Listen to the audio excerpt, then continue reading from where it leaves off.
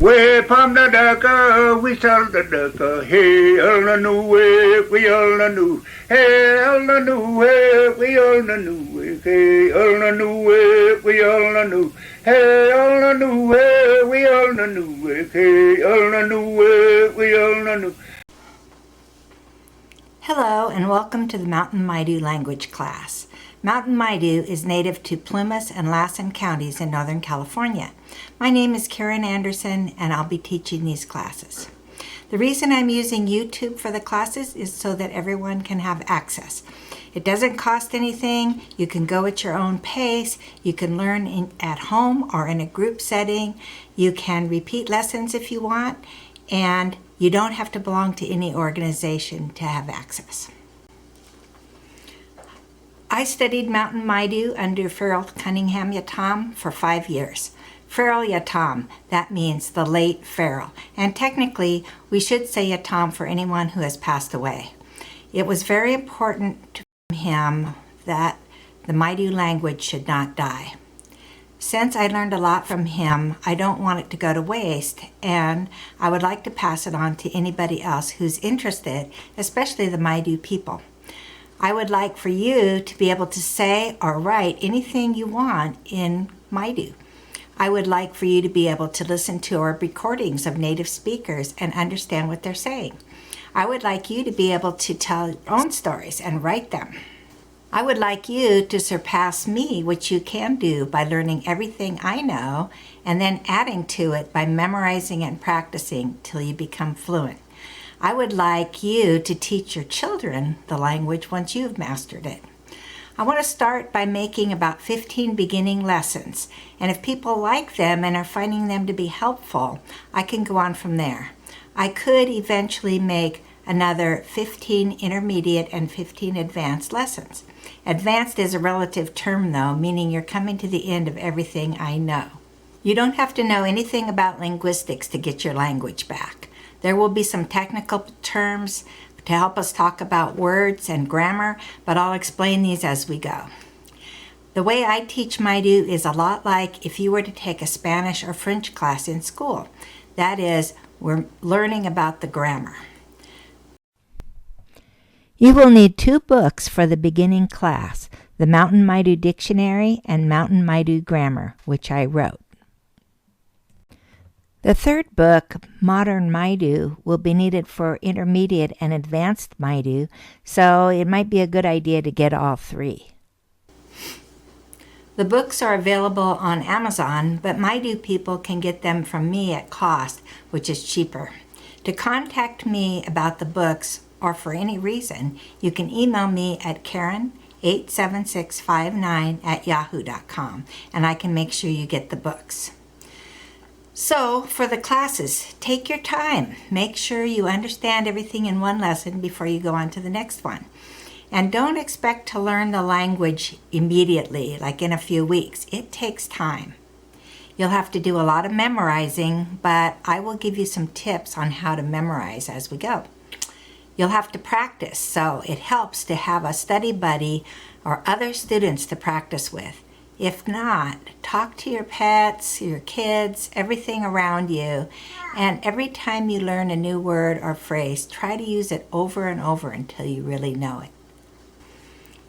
If I give you homework, it's self-correcting and just for your own practice. You don't have to turn it in or anything like that, but doing it will help you really understand what we've learned. If you have any questions, again, you can email me. It's also okay to challenge me and ask, how do you know that? If you learned a different way of saying something, let me know, and in return, I will send you examples of native speakers saying it the way I am teaching it. There are many variations in how to say something in Maidu, just like in English. And if you learned it a different way, that's probably right too. We are lucky that we have scholars like Roland Dixon and William Shipley, who came through and recorded and wrote down the language from native speakers. I have really relied on their work. In the early 1900s, a scholar named Roland Dixon came through to Genesee and recorded Tom Young telling Maidu stories. He must have had some kind of recording device. At that time, it was probably a wax cylinder. Now, these were pretty delicate, and as far as I know, none of the recordings he made of Tom Young have survived. But who knows, maybe in some dusty university basement, they still exist somewhere. And wouldn't it be great to get a hold of those recordings and listen to Tom Young telling the Maidu stories? He had to have a way to write the Maidu sounds. Here's an example of what his alphabet looked like.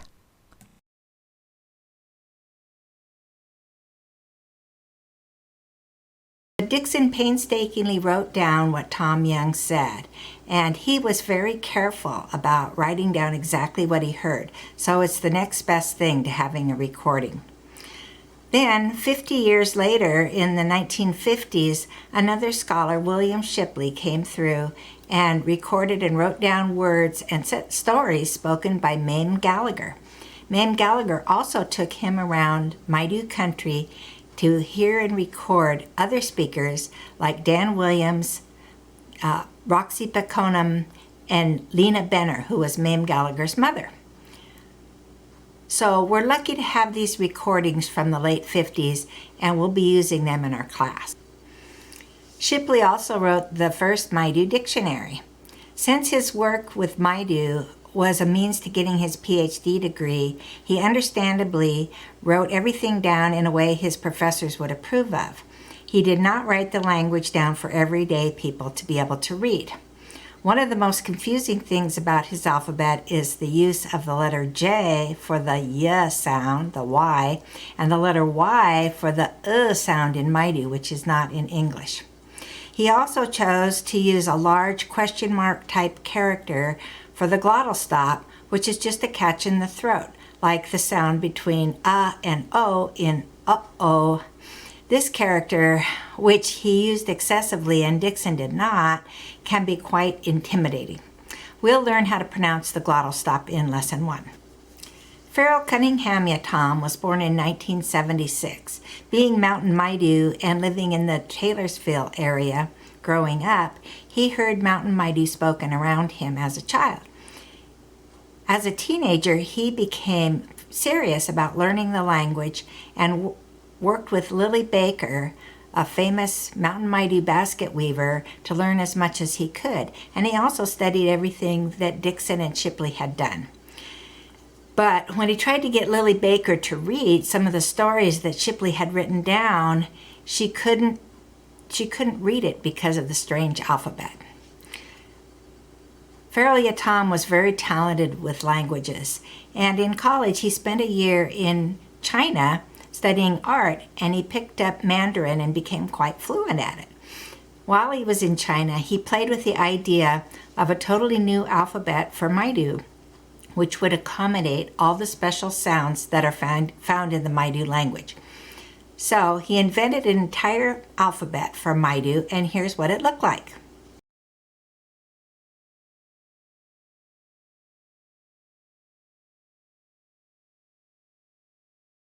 But he soon realized that this would make learning the language even more difficult because people would have to learn a whole new alphabet. In the late 90s, he was seeing that native speakers of Maidu were getting old and dying, and with them, the language too seemed to be dying out. He realized that it needed to be saved and revived. But how should it be written so that younger people could read it and learn it? He compromised by coming up with just one character from his invented Maidu alphabet and then using the regular English alphabet for everything else. The one character that is not in the English alphabet that he used is what we call the fish head. This character is pronounced and we'll learn more details on how to pronounce it in Lesson 1. You may be wondering why we call this character a fish head. Even though Farrell Yatom originally designed it as a house, hubo, it looks like a fish's head coming up out of the water, and our Nevada City class just started calling it the fish head. And then Farrell Yatom went along with it. And here's an example of this way of writing that we call the fish head.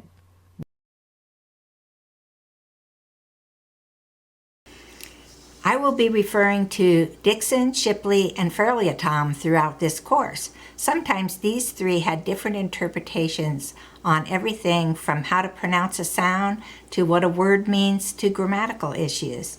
And I will be mentioning these disagreements as we come up to them.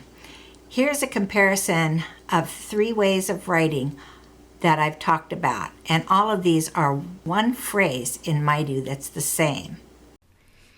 So I've shown you a sample of Dixon, Shipley's, and Cunningham's way of writing, and let's compare just the first few words of that paragraph. Here we have all three saying the same thing, Amunikan ja yayon pindom, which means, so then, throwing on some firewood. Now you can see Dixon, the way Dixon wrote it in the first line, the way Shipley wrote it the second line, and the way Cunningham wrote it the third line.